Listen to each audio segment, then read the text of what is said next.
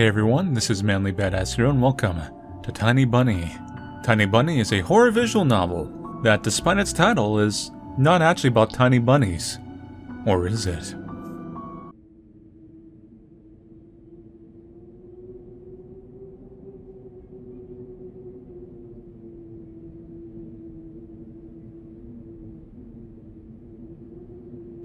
The wind clawed at my window all night long. It wandered the fields and howled like a hungry beast. An endless song, weaved from all sorts of voices, shrill, gentle, sneery, twined in the air. They were shouting and laughing, and arguing about something. Someone was running through the snow, while casting long shadows that would occasionally creep close to my bed. Our house had a mind of its own, the creaky old mind of a building that had seen a lot of its days, and was seemingly trying to share its wisdom with the inhabitants. That's an interesting way of describing it. The lonely house faced the forest, and the dark green thicket gazed back with its hollow eyes, rustling, whizzing, swing back and forth. One could come out and stand at the edge of the forest to reassure themselves there was nobody behind the crooked trees. Fuzzy silhouettes swaying in the wind couldn't possibly do any harm. It's just a play of light and shadow. Just a play. I knew it was just my imagination. I was already 12 after all. 12 and I have such an amazing voice. Still. Hey, a fox.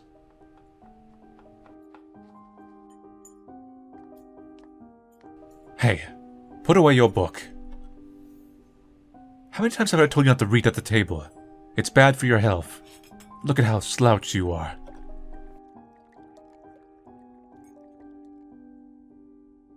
So we have to hide the book. So it's a visual novel, but it's a visual novel adventure game, kind of like Death Mark and some of the more interactive ones, like The Letter. So looks like this is our only option. I'm just kind of like highlighting around, see if there's any secrets. I don't think so. The UI is pretty cool. I thought we should just point that out. I didn't protest and put the book about Conan the Barbarian aside. I was stuck in a line I couldn't understand after reading it 3 times anyway. Olya had already finished her breakfast and was munching on some cookies. She was so enthusiastic that she almost looked like your typical girl from commercials. You're not going anywhere until you finish all of it. I, on the other hand, was still trying to drill a hole in the plate with my eyes, as if it would make the porridge disappear. Hazy anxiousness welled up inside, all because of the previous sleepless night, the black forest around our house, and the gloomy wind. The longer I waited, the colder the lumpy white substance became. It looked like a jellyfish from the Cousteau Odyssey. I love that show. I wonder how horrifying the bottom of the ocean is. It's absolutely horrifying. Or how cold the black forest is at night. Not bad, actually. More of a mild. The spoon fell out of my hand. Mom showered me with a cold glare from her green eyes, which looked awfully black and white from over here, with a slight luster. What did I just say? I'll get it. I had 10 seconds to catch my breath before battling the nasty porridge once again. I felt around for the spoon. What is this? Carved on the other side of the table. Karina. Huh, that's my mom's name. I guess she carved out with something pointing when she was little. She sure was a rascal, damaging the furniture like that. She would scold me for a week if I did something similar, though. Should I remind her about it? No, she's been of a bad mood lately. I imagined her being my age, sitting under this table. I wonder, was Mom afraid of the dark back then? Or the sounds coming from the attic? Or the thick forest? I imagined my grandma coming into my little mom's room, sitting at the edge of her bed, where Oya sleeps nowadays, and saying this in her soft, smooth voice. Tiger is a special place, little girl. It's watching you closely, sniffing you out. trying to discern what kind of beast you are. If you're a good sort, it won't abandon you in times of trouble. But if you're a bad apple, it'll grab you by the side and drag you into the ground. And that would be it. Grandma was caring. She never fought with anybody. Never yelled, never swore. Those were the times without the maddening screams until late at night, without smashed dishes and mutual accusations. Our parents used to love each other back then. I remember listening in on one of their conversations by chance. They were talking about Grandma getting prepared for her own funeral. She had already bought a casket. Well, quite early, huh? Well prepared. And she called it her cute funeral box. I waited for its time in the closet. Patiently. It was black, upholstered with meat-colored material on the inside. I saw it when my grandma was getting buried. The house didn't change since the time she was alive. Only all the photos were gone. Glass covered pictures of grave faces of my ancestors. They all had a dead but watchful look in their eyes. I crawled out from under the table. Olia was done with her cookies and was looking at my chair like a sly little woodland creature. I turned my gaze toward the frosted window. There were a lot of dark pines outside, but they didn't grab my attention.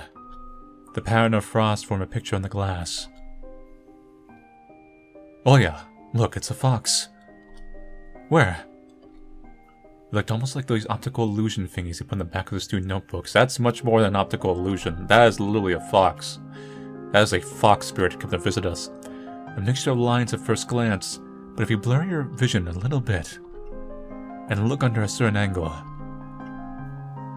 Not outside, on the window. Look, here's a nose, and here's... Hey, eat up. Yes, just a moment. I don't see anything. Hurry up, we don't have much time. Ah, there it is. But it still doesn't look like one. And I'm telling you it does. Nuh-uh. It does. Stop it! These kids, I swear. Now I couldn't see the fox either. It disappeared. Went away. Only the frosty patterns similar to stretched out nettle leaves kept creeping up the glass. My dad entered the kitchen with long measured steps. I want to have a beard like his when I grow up. Mom would always ask jokingly, "Come on, shave it off, it stings." This was so long ago. Nowadays, rumbling doors and witty comebacks were an everyday occurrence. Oya always covers her ears whenever she hears something like, "What's the point in all this?" through the wall. "It's all for your sake," Dad would reply. "For the sake of our family." I always caught every sound in fear of hearing the most dreaded, deadliest word that started with D. I don't even want to finish it. It was scary to imagine that me and my little sister could be torn apart and taken to two different families. Anyway, your fox is nothing. I have an owl in my window. You and your owl talk again. You said you believed me just yesterday. Have anybody seen my car keys? And you're leaving them in the windowsill. Right. Maybe you did, and maybe not. You're a grown man, a father too, and still... Karina, please stop. Just let me get ready in peace. Your keys are in the basket along with the phone. Well, thank you very much. Anton, stop making a martyr of yourself and finish eating already. And the owl? There was no owl. But there was one. It had giant glowing eyes. If you know anything from Twin Peaks, don't follow those owls. Oya sprung up from a chair and placed her hands on her little face, imitating a pair of eyes, the size of an apple each with her fingers. Last year you had a bye-bye in your closet, and now this owl. But I saw it. Oya shifted her gaze back and forth from Dad to Mom to me, but couldn't find any support. Have you thought about befriending it? You know, like feeding with imaginary mice. Don't bully our girl. She's just afraid to sleep alone because she's so little. Oya pouted her lips in rebellion and rushed into the hallway. The staircase that led to the second floor creaked. Mom gave Dad a strict look. Oh, that look in her eyes. It's so uncomfortable to be pinned under it. Dad just snorted in reply and left, ringing with the keys he just found. A minute had passed and the theme song from The Little Mermaid echoed throughout the house. It was stored on an incredibly worn-out cassette tape, which Dad had already get glued together once. It's so easy to fix objects, like glue them back together, for example. But how do you fix a relationship? We're very philosophical for 12 years old, I'll say that. Mom moved to the living room and I was alone, anxiously stealing glances at the window. Oya had trouble sleeping ever since we moved to this house. She would toss and turn or curl up into a ball under her blanket. Sometimes she would jump up in the middle of the night and turn on the VCR. Cartoons helped her take her mind off the troubles we had with the move and our parents. And then Oya said that she saw a giant flying monster outside her window. She became obsessed with it. Our parents did everything in their power. They tried every little trick to get rid of these ridiculous fears. I'm telling you, Twin Peaks, watch out for the owls. Don't trust the eyes in the forest. Oya refused to sleep alone, and didn't believe that the owl was just one of her nightmares. After tonight, I was unsure what to make of my sister's words, what to think of it myself. Could nightmares be infectious? Just last night, I couldn't get a wink of sleep, and ended up thinking what to expect in my new school. There were a couple of days left before the beginning of a new term. My imagination drew long, twisting hallways that led to a classroom full of kids. But all the students behind their desks were simply dark figures, cut out using a template. I've had that dream before. Circular holes gaped in the middle of their faces, and pairs of eyes blinked inside those holes. It was as if some completely different creatures were looking at me from behind the flat, black silhouettes. Their cruel glares, filled with icy sneers, made me shiver from the head to toe. Will I survive here? Won't they gang up on me and beat me down? Stomp on me with their bloodied shoes? The damn school can burn for all I care. I just wish for anything to happen to it. Doesn't really matter what. I didn't want to go there that much. I didn't want to see people who were just itching to smack at me on the head, trip me up, think of a new offensive name for me, worse than the previous one. I felt like the glasses I wore made me an outsider, some sort of monster. My gaze slid across the drawings hanging on the walls. I couldn't consider myself a great artist, but Oya begged me to hang them. Drawing was the only thing that made me happiest of late. The small circle of friends had also enjoyed my paintings, and they promised to call me from time to time. Sometimes I imagined Mom picking up the phone and saying in a cold voice, "You've got the wrong number." Or, "Anton is not around." Anton is not around. I imagined my future classmates lying in their beds just like me, listening to the howls of invisible werewolves outside their windows. Maybe my new classmates would like me after all. But who would ever like a boy with thick glasses? You can tell this is taking place in an older era, because glasses are still stereotyped. We still have cassettes, see? Maybe my dad used to wear glasses when he was little, and now he's married to the most beautiful woman on the planet. My mom. The house creaked, pressed by the wind. The condo we used to live in, a 9-floor concrete building, buzzed with the neighbor's drill, mumbled with TV set from behind the wall, cried like a baby from the big family next door. Our current house, though I can't really call it new, was completely different. It was silent and easy, going during the day. Its shadows lay dormant in the corners, on the closet cobwebs and under the stairs. But they all woke up during the night. Something was watching me from every corner, almost as if the old photos of my deceased family with their ashen eyes were hanging on the walls in place of my drawings. The floor was squeaking, rusty drains were moaning, the attic was occupied by noisy drafts. One could think the house was performing some sort of demonic melody. And then I realized I was, in fact, hearing music. It was already playing for a good while. Somewhere at the edge of my perception, I could hear a flute. It was mixed in with the sound of the wind, of the creaking old house and my thoughts too. I stood up and rushed to the window. I wanted to reassure myself that this music was nothing more than a product of my imagination. It's not like someone is playing it there. Amidst a cold, snowy night, right? So we have the option of opening this door. I think I'll save. Shazam. That seems fine. Someone was dancing in the field. I'm not sure if I should be like happy and get the kind of Disney feeling like, oh, look at the animals. Or I should be worried and they're dancing and celebrating my imminent demise. Black silhouettes I could barely make out, with the dark forest as their backdrop. They jumped around, basked in moonlight, bumped into piles of snow, rolled around and crawled on all fours. Stories about wolves playing under the moon came to mind, but these were clearly not wolves. They stood upright at times, circled around holding hands and whipping up snow, disappearing into the shadows for a brief moment, then coming back. Something bizarre was going on. Shadows dancing in the starless abyss made my imagination go wild, making me anxious at the same time. Suddenly the music had stopped. The dancing shadows froze in place, and I could swear, pierced me with their eyes.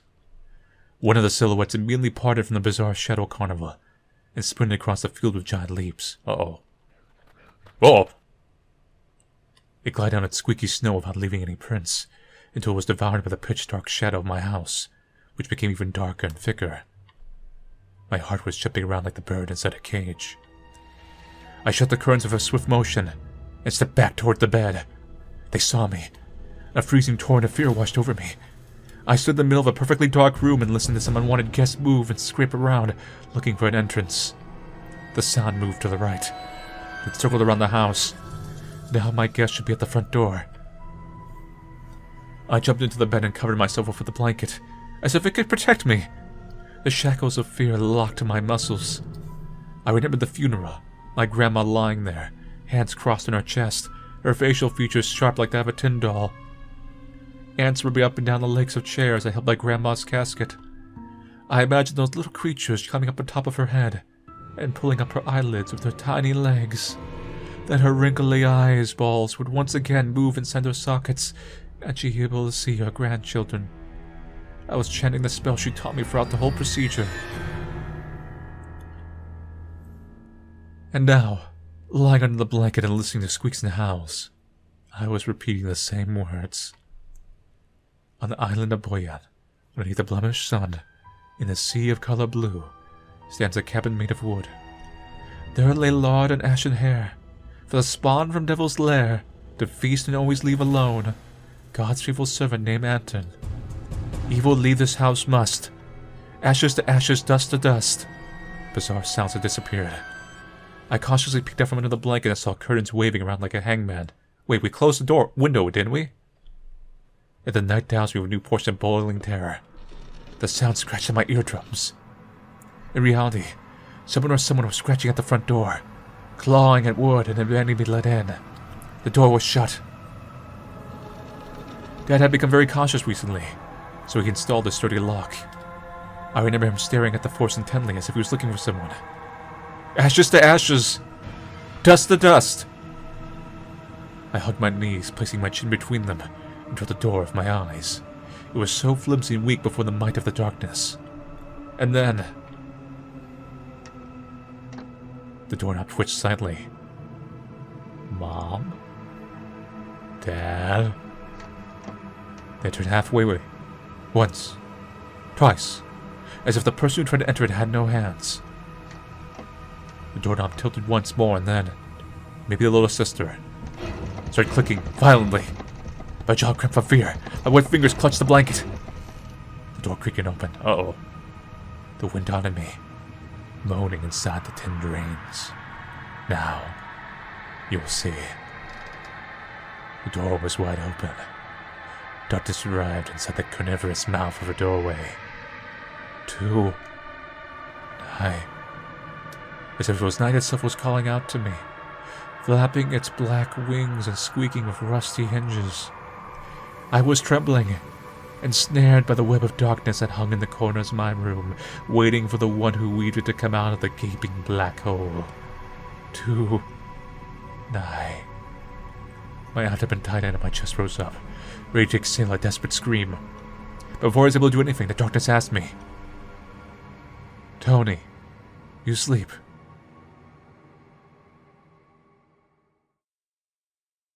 My sister's pale face protruded from the thick shadows. I almost screamed from relief. Oya, I'm not sleeping. Did something happen? Oya frowned and sticked out her lower lip, a clear sign she was about to cry. See, it was her because A little girl might have a hard time with the door. She'd have to shake it violently. Conveniently, for suspense sake, of course. It's there again, staring at me. Shoo her away, Tony, please. I'm so scared. The fear that was tormenting me just a minute ago crawled away and hit somewhere in my stomach. I had to calm Oya down. It was just a dream, silly. Don't be scared. Dreams don't bite. No one's going to harm you. Oh, there's certain dreams that bite, especially in a horror story. Oya sobbed. She was trying her best to believe me.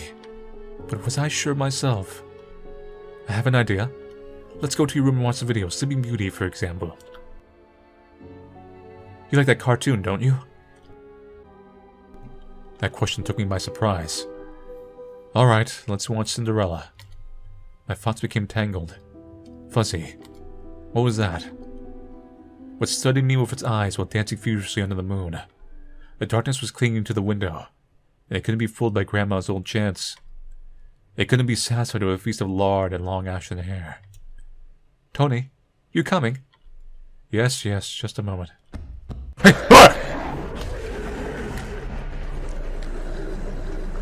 It's just a dream. It's just a dream. It's not real.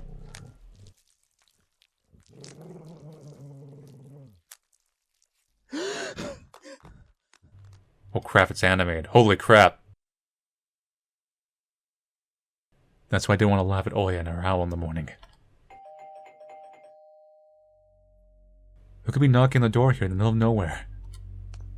We don't know anyone around here. So persistent. I felt extremely unstill just from a silly thought that our morning guest would have come from the woods.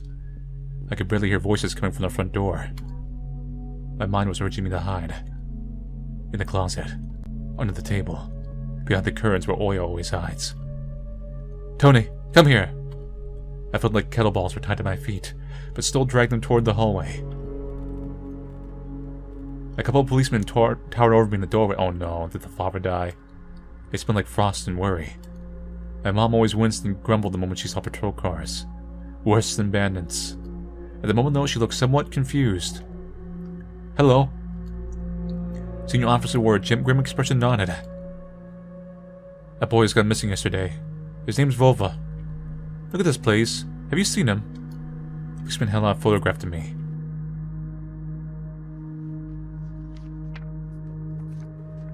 There was a ginger boy around the age of elementary school pictured with a wall carpet as a backdrop. He had a striped cat in his hands and wore a wide smile. No, I haven't. Are you sure? Look closely. Where would I see him? I don't know anybody around here. I barely leave the house. But maybe you've seen him from the window. Wait, what? That's right. Your window looks straight at the forest, don't they? The window. Spooky. No, I haven't seen anything. I see. His voice was tired, but his eyes, his stare long and heavy, was full of suspicion. I squirmed unwillingly under the weight of guilt which this giant shadow cast over me.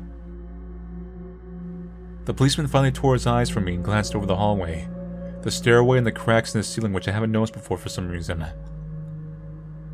How do you like your new place, by the way? Getting used to it? Bit by bit. It's just our little daughter misses the city a lot. Misses the city, huh? Have the locals been treating you well? Yes, everything is alright, thank you. The policeman pierced through me one more time with his gray eyes. My head started spinning. Can I help you somehow? I asked in a shaky voice, looked like a polite boy, and to end this unpleasant conversation sooner. Now that I think about it, you look just like one of my nephews.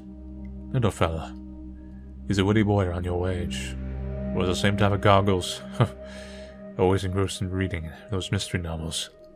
Told me once to enroll into police school when his family visited this summer. One up other people, just like me, see. I felt uncomfortable, as if a distant relative and not a police officer stood before me. You know what? Little boys like you should stay at home. Steer away from trouble. Times have changed so much. Mom interjected in a cold voice. You don't say. Ah, well then. What grade are you in, Tony boy? 6. Have you made any friends here so far? Not yet. I'll be going to school for the first time after the break. Then I'll leave you my number, just in case. Call me if you have any new info. The policemen were gone along with their shadows, the smell of cheap cologne and the photo of a smiling boy. His face still stood before my eyes.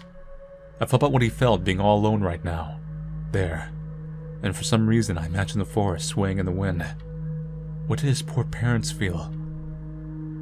What would my parents do if I'd gone missing? Would they cry and fresh run hysterically? Or would they accuse each other like they always do and eventually forget about me? Mom, this Vova, did he go missing in our forest? Seems like it. Poor child. I looked out the window, at the road. The police UAZ drove off toward the village. The officer's nephew came to mind while I was splitting off the old paint from the windowsill. I remembered all the teenage mystery novels from the Black Kitty series I've read this summer. Your average boys and girls investigate all sorts of mysteries there. They look for clues, spot unsuspicious people, and after a set of amazing adventures, bam, solved any complicated case. They became local celebrities and must have made their parents real proud. I noticed a trail of policemen's footprints that led to the forest, and then it clicked in my head. Why don't I start an investigation of my own? Maybe I'll find that lost boy, and I'll get my reward. Oya will be so happy, or we'll just be dead. Not only Oya, Mom and Dad too. Maybe they'll even forget about their quarrels for a while. Maybe they'll even save us from the D word. I fantasized about buying Oya a Tamagotchi, a cassette player, and a bunch of tapes for myself. Man, that takes me back. And a whole box of Kinder Surprise. When was the last time our parents bought us any toys? Last autumn, I think. My dad had lost his job at the time. There's that annoying song about it. I had little to no idea what was the accountant's job like. They counted money. Neighbors used to envy us. But nowadays Mom and Dad barely had any money to afford sweets, and Dad would always divide a single chocolate bar between me and Oya. Sometimes I gave her my share, too. No matter how much I wanted to eat sweets, she was still just a pipsqueak. I couldn't wait to go out, looking for clues. I'm going outside. Yeah, right. You want the police to go around with your photograph next. The forest is so thick. What if the boy got snatched up by wild animals? Or something even worse? Even worse, echoed through the hallway. I won't go that far. I'll stay away from the forest. Did you hear what I said? Or should I repeat myself? You better pack your school bag or go play with Oya. The sound of splashing water came from the kitchen. Huh. There's a little basement or a little understair, storage right there I just noticed now. That's locked. It meant that the argument was over and the mom had the last word. And we have the option of opening it, huh? Really, a little curious. The dark, stuffy closet. Mom says it smells like mice, but how does she know their smell? She hates when I stick my nose in there. She's afraid I'll cut myself with a freshly sharpened axe. And Oya can't even be lured close to it. She thinks Babai is living there. I tried to help her fight her fears once. I opened the door and turned on a dim lamp so she would see there was nothing but cobwebs, Dad's tools, and scratched walls. She still didn't believe me, and liked to hide in the closet and listen to Oya count outside. 1, 2, 3, bear hide from me. And then drag her feet in the creaking floorboards, hoping that she won't need to look for me in the cramped monster's den. Well, that was useless. What's in the kitchen? Hello, Mother. It was difficult to lie to Mom, but there was no other way for me to run away from home. Mom, something's wrong with the TV. The picture is dim and there's stripes all over the screen. Mom's face became visibly distorted. You're killing me here. So you had enough of shooting these stupid ducks now. Told you the kinetoscope will go dim because of your console. Oh, we have a Nintendo. Where will we find a TV technician in this hole, huh? Maybe it's just the settings? Please go see for yourself. Strange, it worked fine in the morning. Maybe a snowfall caused it. Mom rubbed her hands clean on her apron and went to Oya's room. So even if that doesn't have text, we can click it, it looks like, which is... Maybe that's where secrets are, because the description said secrets and non-linear. Emmercom of Russia has declared a state of emergency due to adverse weather conditions. According to the weather forecast, the cyclone is moving toward the region. Expect heavy snowfall. A decrepit and stain-covered calendar was once my favorite form of entertainment in Grandma's house. I remember waking up and running to the kitchen so I could tear off yesterday's leaf first thing in the morning, as if the coming day would get lost in the tiger forest without my help. One day closer to New Year's, one day closer to Grandma's funeral. I haven't touched a calendar for years now. So the time they started writing dark and spooky death chants, it only made me gloomy instead of funny proverbs and superstitions, to be exact. I grabbed a dusty calendar leaf with caution and tore it off effortlessly. Sadly, the spooky descriptions from my childhood were still there. 7 horses carry the log. If 7 can't carry, bring the 8th from a ferry. They will take it away and never come back. This is the fate the log cannot escape. I crumpled the gray leaf and threw it into the waste bin, hoping to get rid of the anxiousness that washed over me. It was spreading aside like an ink stain on blotting paper. You hear sound. That's how you know it's clickable.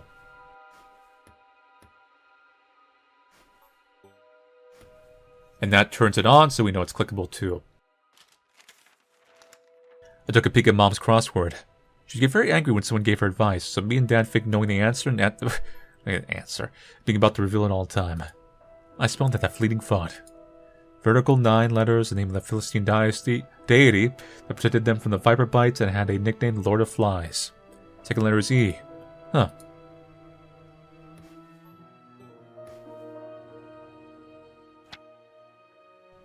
Senior Lieutenant Konstantin Vladimirovich. Telephone. Turn back. Grandma kept ice cream for me and Oya there. Now I can only see meat bits for soup and clumped together pelmeni. I grew to hate them already. Useless?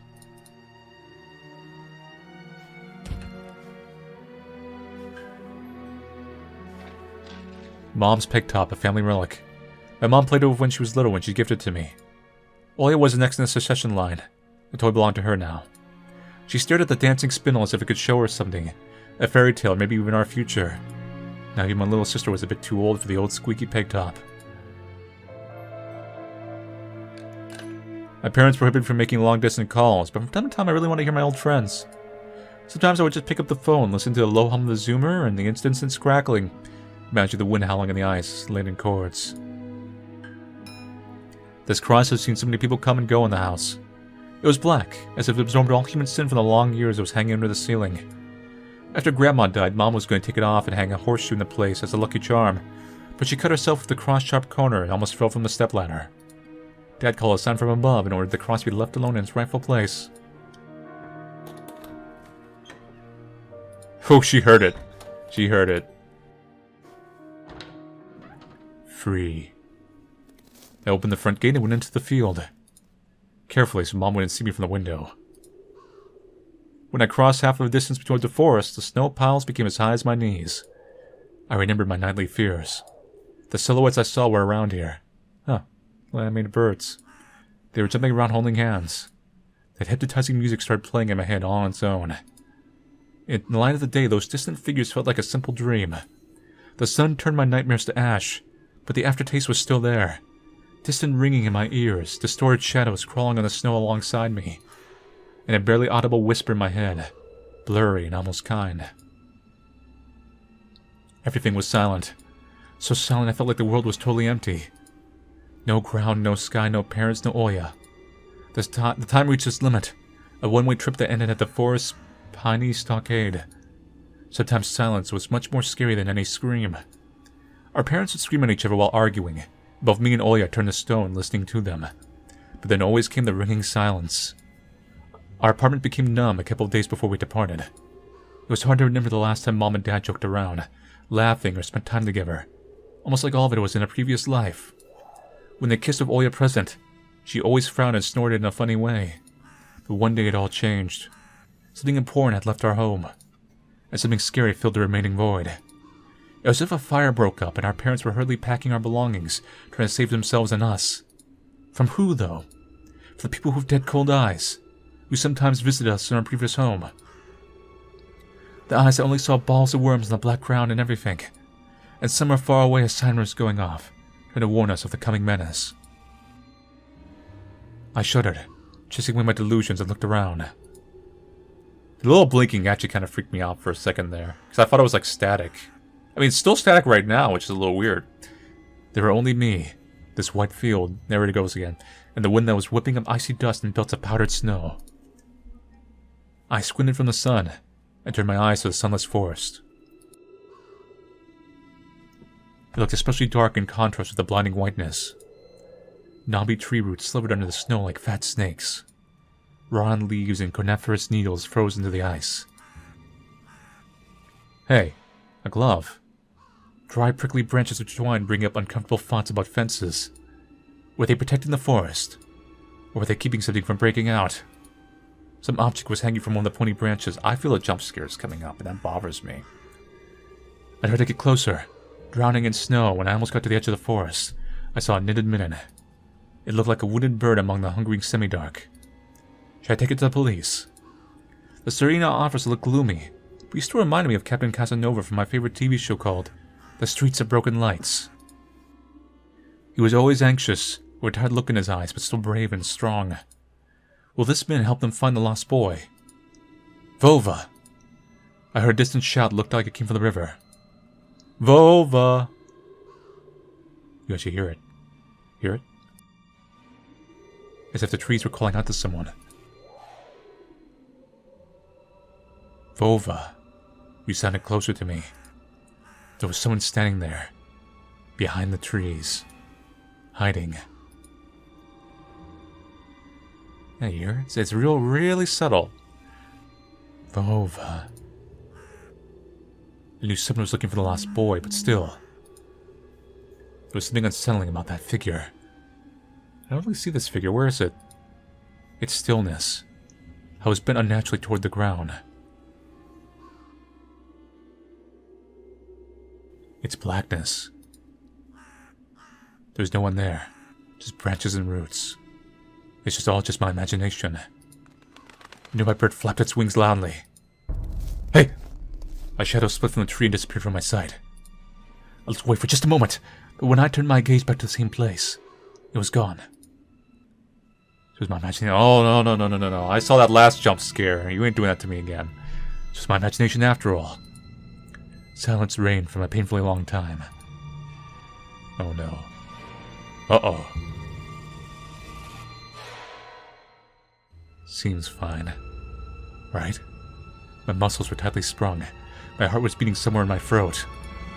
Any noise, any little movement, any small whisper from the thicket and I'd sprint. But nothing of the sort happened. Maybe the jump scare is just the anticlimax. I looked at the minute once more. First off, we're gonna save the game. We are definitely gonna save. Let's take the minute. That sounds smart. I mean, it's just our imagination, right? I decided to take the lonely minute from the branch. Hey! Who? Hey! Oya? Oya? Vova. Oya? I never kid, maybe?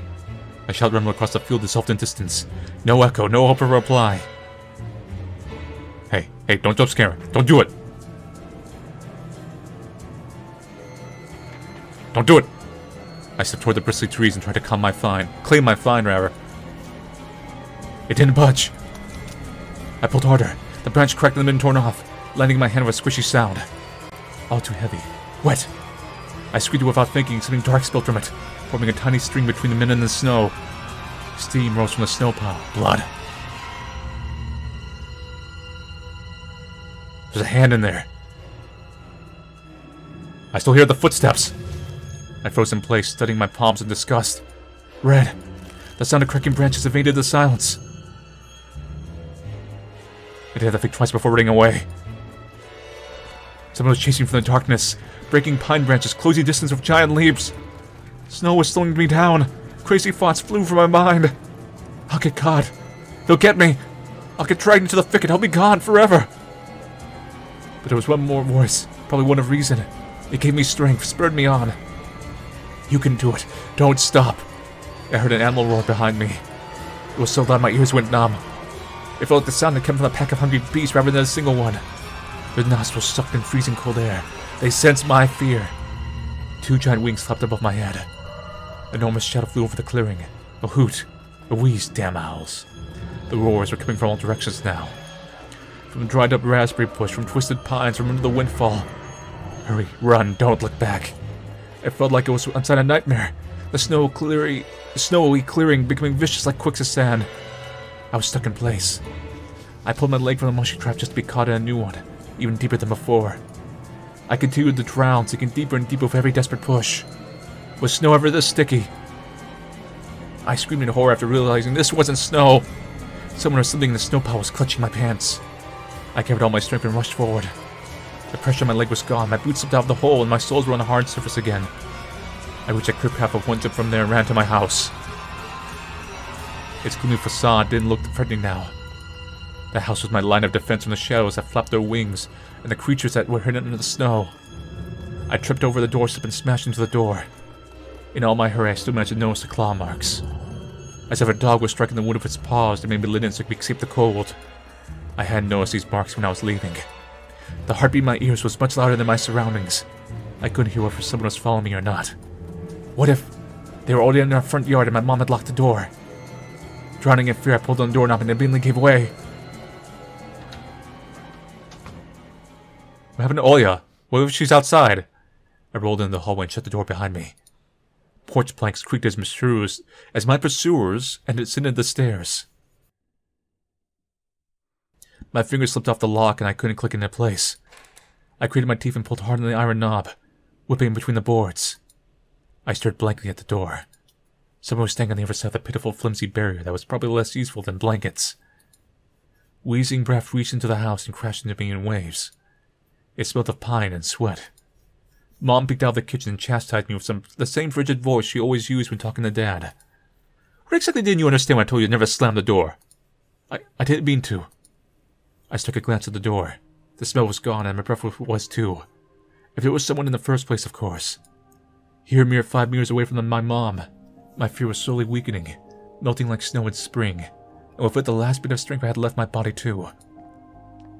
My legs gave way. I propped myself up against the wall so I wouldn't fall over. Mom's expression had changed immediately. The cold mask of strictness and detachment was gone. Mom looked the same as before all those quarrels. She saw my condition at last, my wet pants plastered with snow. Where have you been? What did I tell you, huh? I told you to stay home. Am I nothing to you, too? I got afraid she would cry. I reached out to her like when I was really little and wanted her to cuddle me. But Mom regained her composure fast and put on her usual face. Her eyes shone like steel. Her voice rang out. Your dad can't find his cigarettes. Be honest, did you snatch them? Were you smoking in secret? Mom, no, I'm trying to survive. There was someone chasing me. I thought...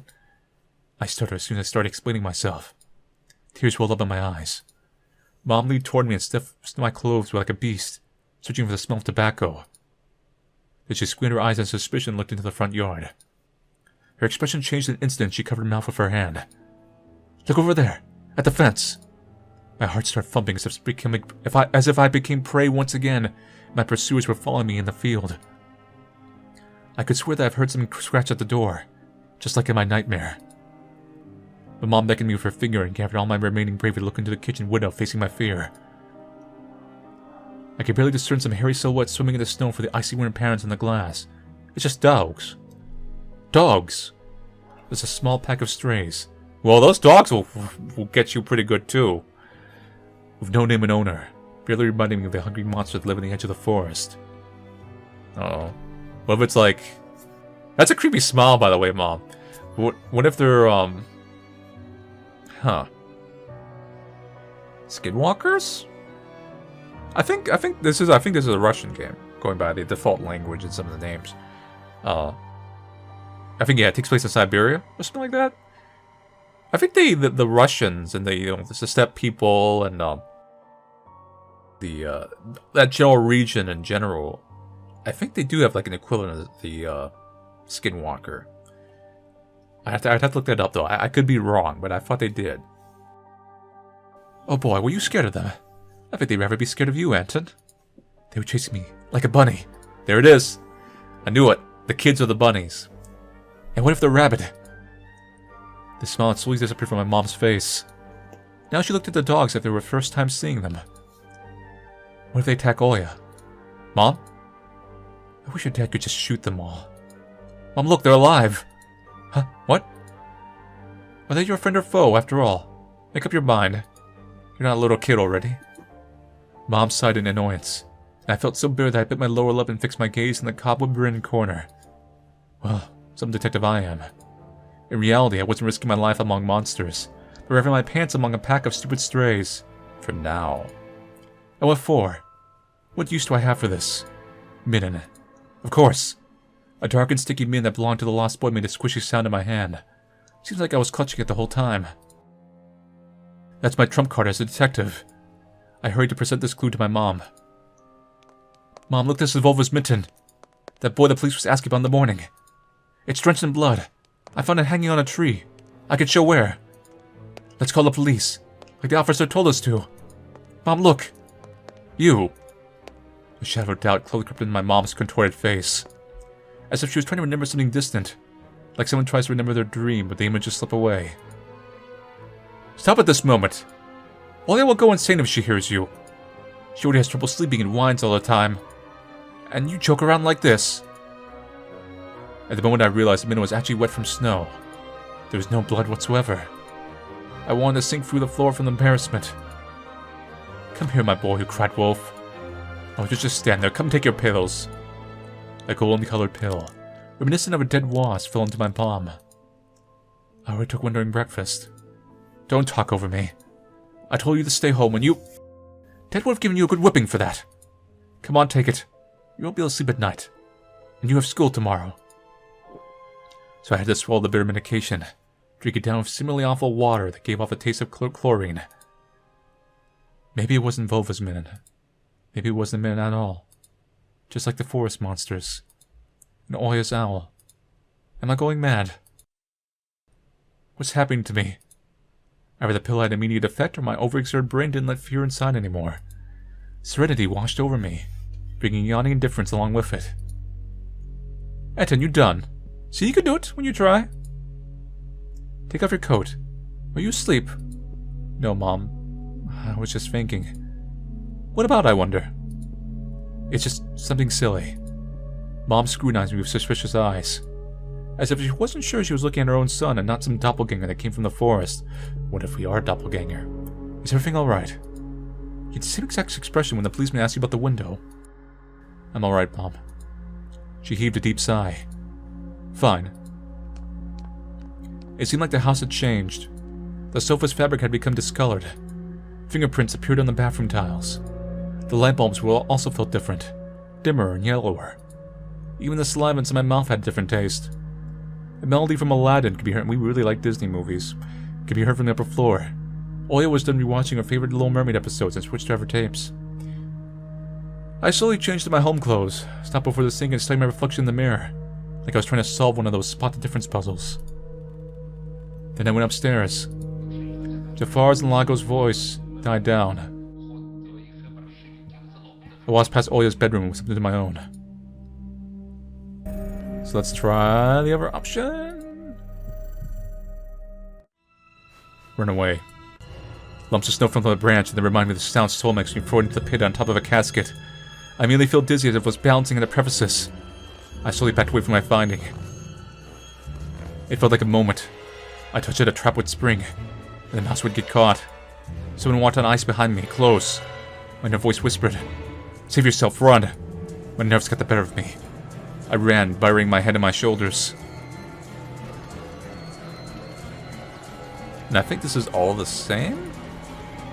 Yeah. So we'll skip ahead a little bit. So, okay, I checked it, and essentially, it was all the same except the midden scene was removed. So it looks like the midden is an addition to your playthrough in a sense, which might mean it's a key item, we'll see. Okay, so... on the eye. Forest didn't look as grim during the day. Entangled tree branches in the distance and the snowy field between our house and the forest brought sleepiness to my eyes. But sometimes I would still catch myself looking in the window at the icy treetops instead of doing my homework. It's a curtain. Pictures, book. Hey, look, Macross. My Triceratops figurine. Although back then, this probably would have been Robotech to him. He probably would have known it as Robotech. But no, I mean, it's Russia. They might have gotten Macross more literally.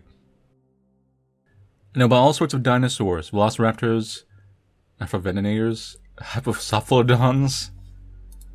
I remember going to the movies to see Jurassic Park back when it was still we still lived in the city, and taking pictures of the T-Rex in the hall. It turned its head and roared. It was awesome.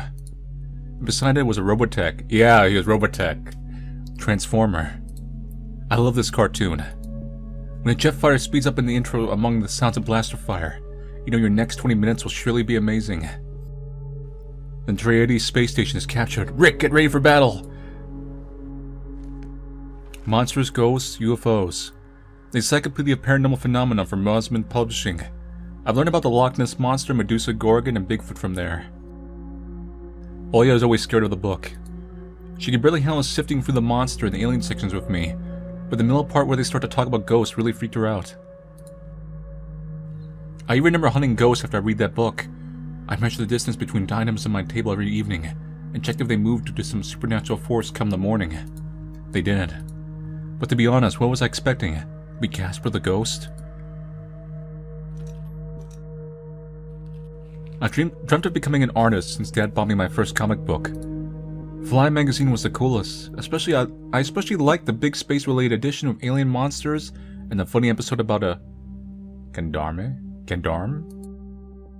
I started drawing all kinds of stuff since that day, and I seem to be getting pretty good at it. One of my letters even got published in Fly once. Maybe someday they'll even publish my comics, if we live. One of the doors was empty. I had the policeman's phone number along with the men in there. Gone! But no, we just put it there. Never mind. The simple action drained the last bit of strength from me. I sat on the bed. And only then I noticed there was someone behind the curtains. My tired hand dropped into the sheets. It's just Oya. It's just Oya, man. Don't worry. It's exactly her size, right? It's just Oya. Whether it was due to medication I took or the stress I underwent, the room began to contort, as if the wind was blowing the walls like a pair of sails. Because she was playing outside, I think. Hopefully. The room's corners bent and undulated. The only stable thing in the whole room was a figure between the windowsill and the curtains. A flimsy piece of cloth was stuck to my hidden visitor, just like a savant of sorts. Oya? God, you better be Oya. Who else would be standing there? I stood up and licked my dried up lips. Yeah, Oya, it's so funny. Oh no, oh no. It was enveloped softly by the curtains. As if there was a thick layer of darkness there, not a human being. I reached towards the curtains. Ba-dum, beat my heart. Controlled by medication. The wind sang in the field with a chorus of voices. For a second, I wanted to turn to the bed, just lie down and watch the person behind the curtain, knowing full well they were looking back at me. They're looking without blinking, waiting for me to fall asleep. Plastic rings rustled against the holder when I pulled open the curtains. Gotcha! Dang it, Olia. Oh, you have pretty eyelashes. You're like a Disney character, actually. White as snow. Huh. I knew it was you from the beginning. Oh, you did know it was me, big brother. But you know what's really scary? Then there's the jump scare. A blindingly bright halo lit above Olya's head with the setting sun as the background. My sister was shining. When she was just a baby, Dad always used to say she was shining with happiness. I always retorted, but Dad, she's not some flashlight. But I brought her to the window one day and sunlight poured on her smiling face. I felt like I was holding a child woven from the light.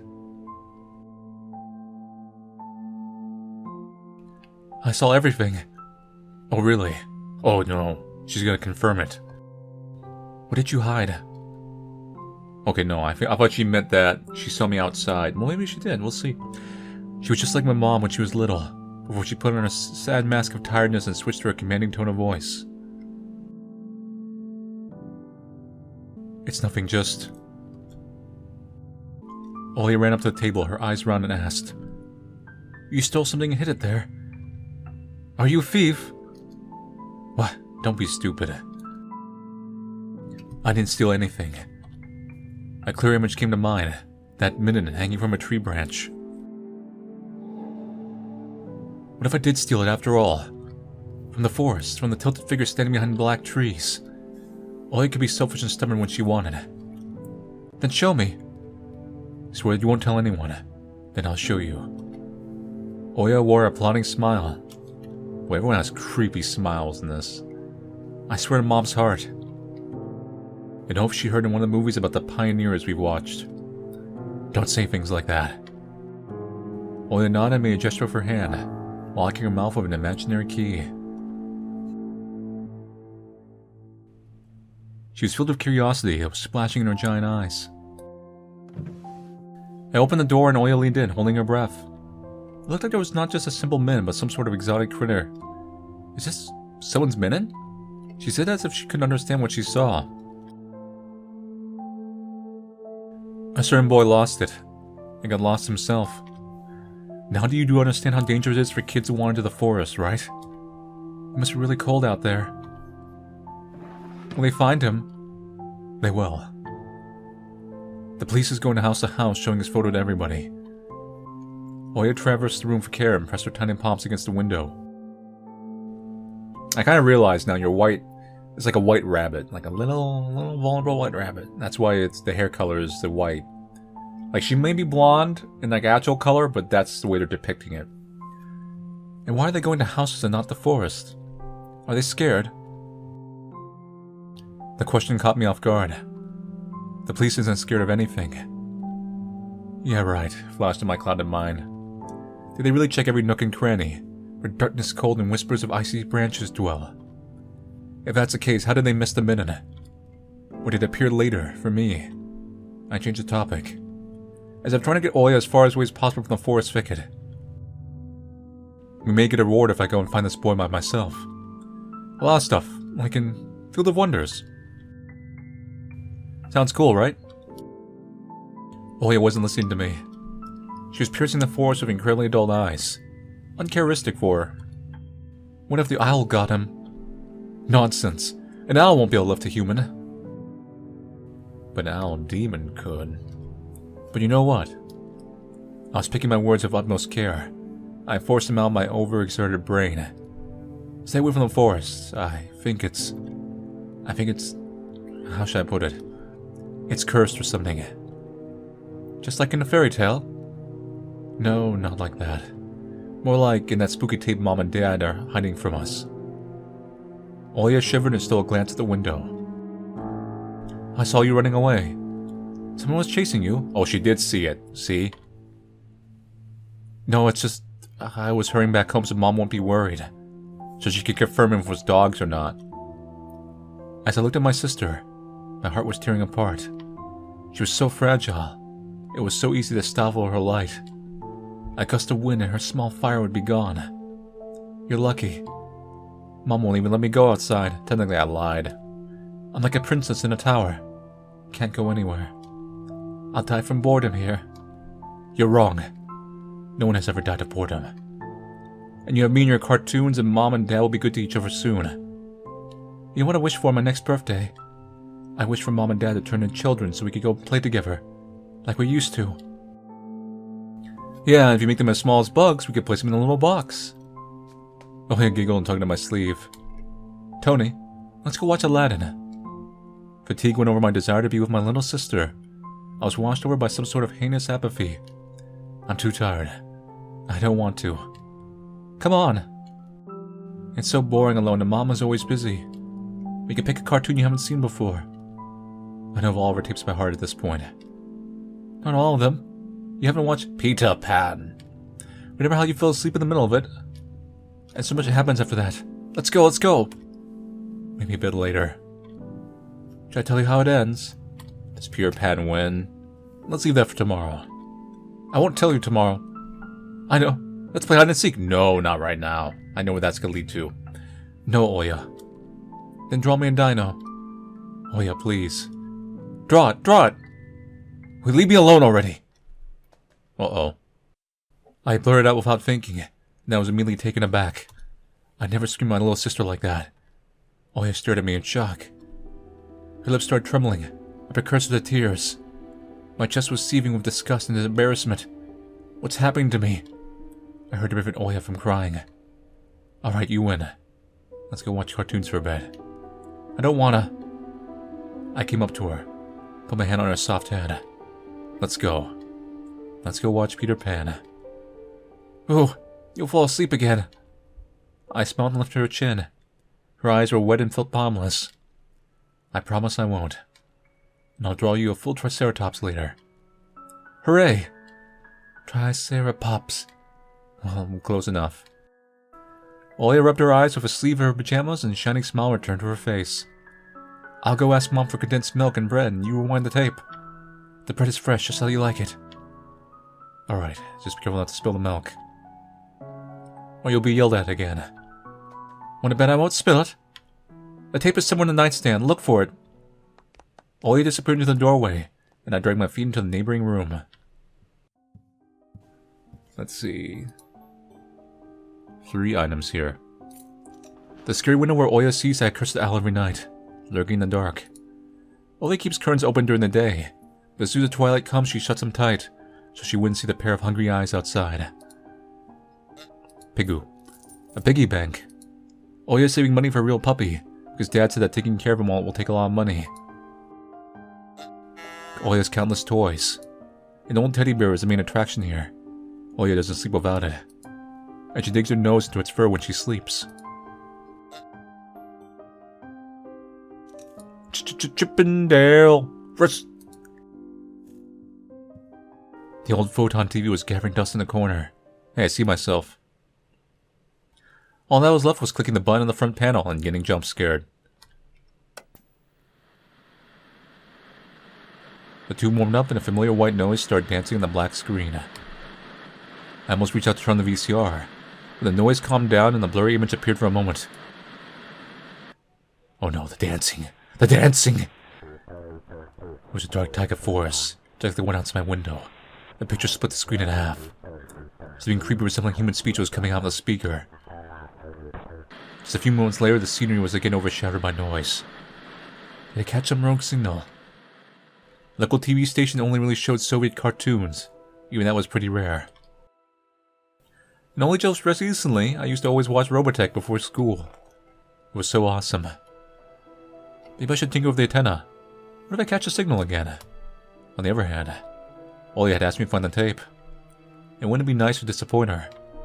But in my sleepy state, I didn't have the strength to do all of it. Time to choose. And make a save.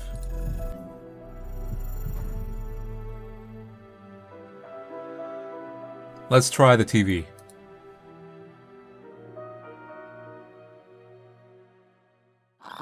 The picture finally cleared up.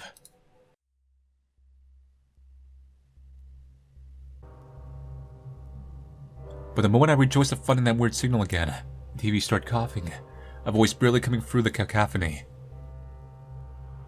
It was often seen. At the moment when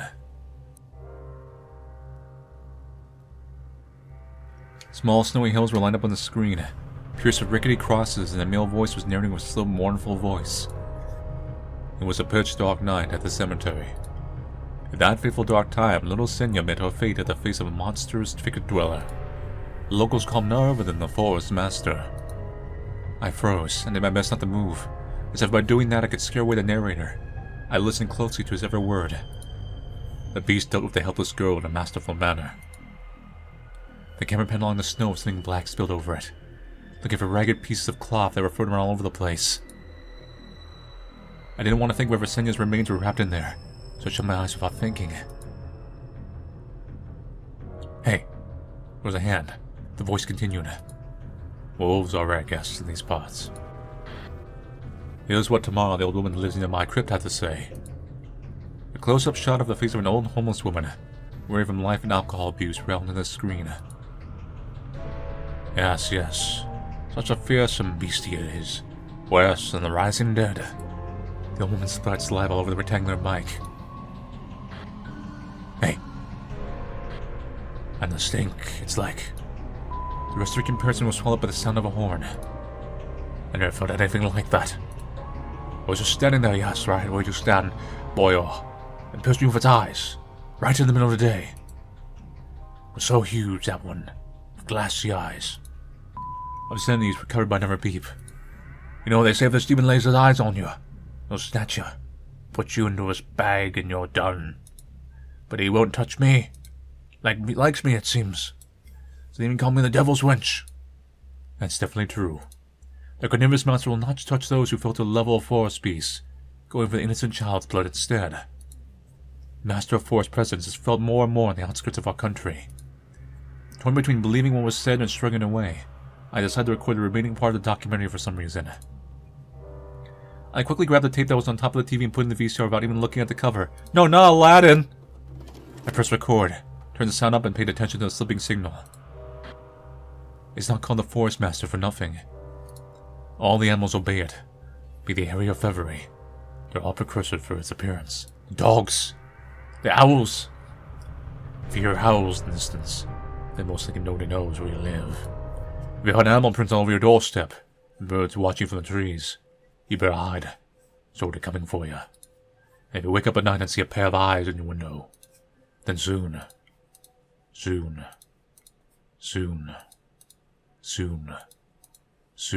scare. Soon.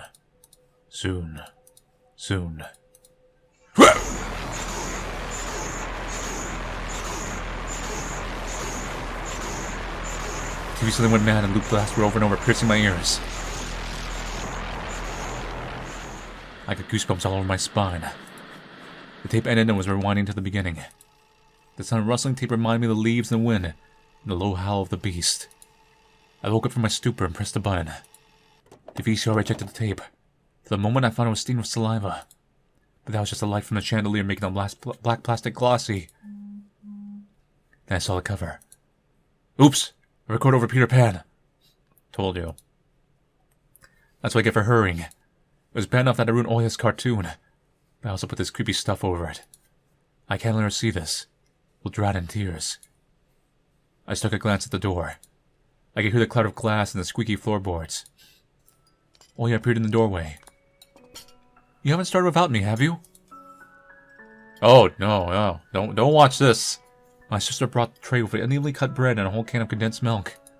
No. I was looking for the tape. Do you really want to watch Peter Pan? I do. Sorry about that. Turn on already. Mom will come and watch a Brazilian drama soon. Well, we probably only taped out like the first part, right? Just skip it. Come on, think, fake detective. You know, I didn't like Peter Pan. Maybe we should watch Little Mermaid instead. I've already seen it so many times. And you promised me. She's so stubborn. I know. Let's watch a couple of Teenage Mutant Turtles. Teenage Mutant Ninja Turtles. Okay, episode first, deal? Oya frowned but ultimately gave up. She put down the tray and crossed her hands on her chest. If you want so much, can you open the milk can? I'm afraid I'll cut myself with sharp edges. Hey, what was that? As soon as I stood up, colorful dots popped before my eyes. My sore legs were pierced by thousands of needles. Only when I reached the sofa, I realized that the can was already open. Oya tricked me. Blame me for— No, she's gonna play the tape! My stomach became heavy. I wanted to rush toward the TV, but my little sister was faster. She picked up the remote and proclaimed in a victorious tone. Gotcha! As remote's master, I command you to watch Peter Pan. I couldn't even open my mouth, and the VCR already eaten the cursed tape. She'll play it and then... Maybe even the show was fake, so we didn't actually record anything. Black crosses on unnamed graves, empty crypts, bloody scraps in the snow, and an insane devil's wrench. I better tell the truth. Oh yeah, stop. I erased the end of your tape by accident. I'll trade you for 2 of mine. What do you mean? You couldn't erase it. Me and Dad had broken off all those plastic pins over a screwdriver. You can't record anything over my cartoons now. My little sister pressed the triangular play button on the remote. I squeezed on the inside, awaiting the out of this world voice of narrator. But I saw a duel between Peter Pan and Captain Hook instead. I sighed in relief. my head heavy as a leaden ball now rested in my hands. Oya smiled in joy. She put the tape on rewind and started spreading milk over her bread. And when the cartoon started, she forgot everything in the world. As if she really got transported to Neverland, like she always wished. To be honest, I also imagined myself there. In a land where one never ages, where no one argues over little things, where no one listens to fights and the sound of our broken plates at night. But now Peter Pan's land was especially far away from me. My thoughts dragged on, stumbled upon the horned beast that waited me among the trees, and Neri's mournful voice haunted me, sliding over bushes and ravines. Like a winged carnivore would track its prey. It felt like I was dreaming with my eyes still open. Then my sister's scream pulled me back to reality. "Tony, the currents, fast!" "The owl? Why?" "No one's watching you. It's dark, and when it's dark, the owl comes. I'm scared." I got out of bed, fighting my drowsiness, and closed the curtains. It had been best not look outside. Toward the treetops, toward the taiga forest, which seemingly drew closer and closer. Of course, it was just a visual effect from the shadows of branches scraping the snow. "Tony, Mom's fixing I made the owl up. And Dad, too. Thinks I'm a liar since I'm small. But the owl exists. Honestly, it does. You do believe me, right? That it comes every night and... I swiftly grabbed Oya's hand and looked her in the eyes. I was trying to transfer at least some of my courage and determination. But did I really have those qualities? Yes, I believe you, alright? Just don't nag our parents about it anymore. They're already dealing with a lot, so they'll just get mad at you. Come and tell me if anything happens. And don't look out the window. But it wants me to look. Doesn't matter. Act like it doesn't exist and never existed. Like it's just made up, just like Mom and Dad say. They'll get tired of waiting and fly away. Or will it? It was madness. But everything that's happened recently, I was more and more inclined to believe Oya's owl existed.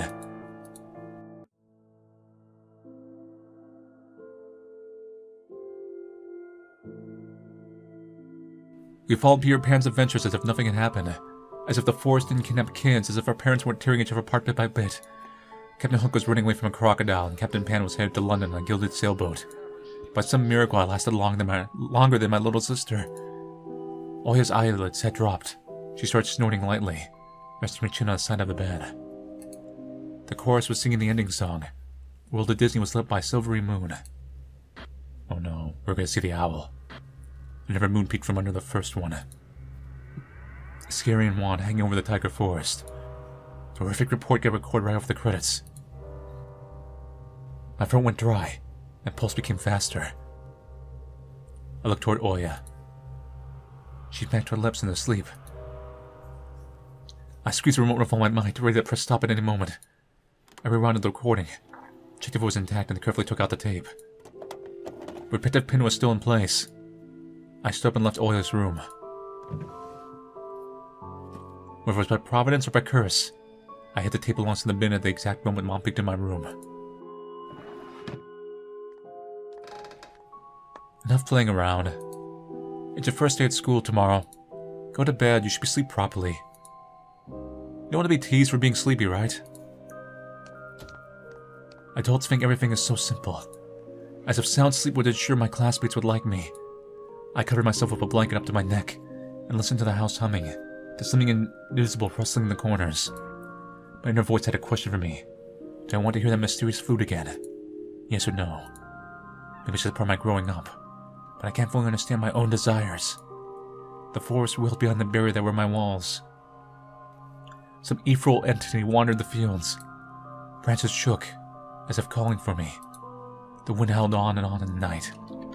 My thoughts were like annoying flies that entered my head, before becoming weak and tangled. I didn't notice how I felt in slumber. Uh-oh. We're rolling both a jump scare. No, okay. Thank you for completing episode 1 of Tiny Bunny. If you enjoyed one of the next, we're really working on the continuation of the story. Alright. Cool. Let's go back and reload.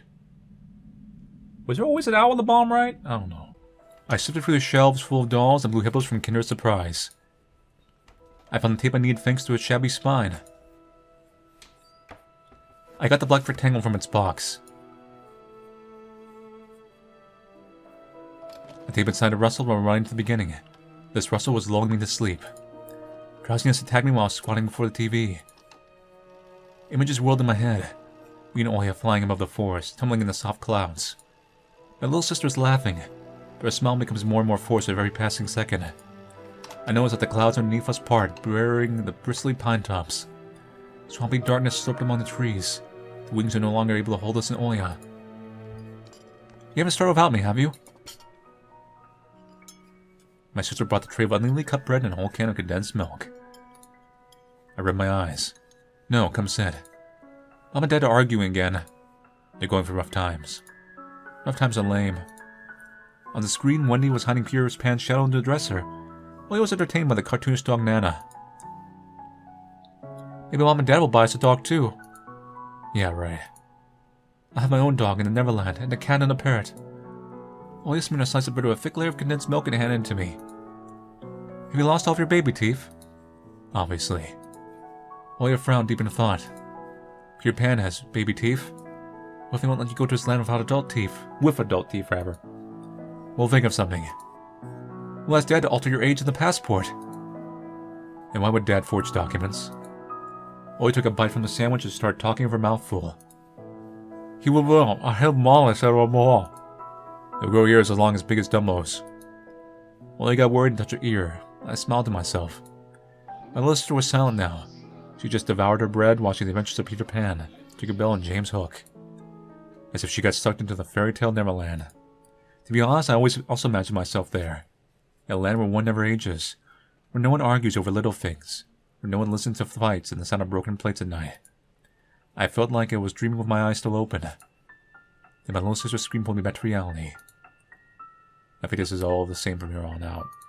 Anyway, that is it for the first episode of Tiny Bunny. So we've got a little bit of a setup. We're not sure if it's all like in the kid's head, or if there's something real out there. I think there's something real. I mean, it's going to be 5 episodes long. There's definitely something out there. Whether aspects of it are in his head or not. So, this is pretty solid, actually. Very narrative heavy. I'm trying to debate if it's too much or if it's just enough. It's like on this little borderline. But there's a little throw in of the actual animations and the pacing and the kind of setup and everything, and the premise. Like, I feel like it's got a pretty solid start. The humans, their art's a little funny, like when they smile and stuff. But the actual monsters, from what we've seen, a little creepy. And I especially think the opening, the best part's the opening, where they're kind of dancing in the shadows or they're in the distance. That made me think of something like either like something like Junji Ito or like the Dance of the Dead from I forgot the movie's name. It's I forget. It's one where he's playing the chess with the Grim Reaper, and they have the Dance of the Dead in the end. It made me kind of think of that. And just the thought of like a bunch of silhouettes just dancing in the distance, and they stop and they look at you. That's kind of creepy. So I look forward to future episodes. I'm looking forward to where this is gonna go, because looks like this could ramp up quite a bit, get kind of crazy. Anyway, so thank you all for watching me play Tiny Bunny. I'll see you guys later, and take it easy.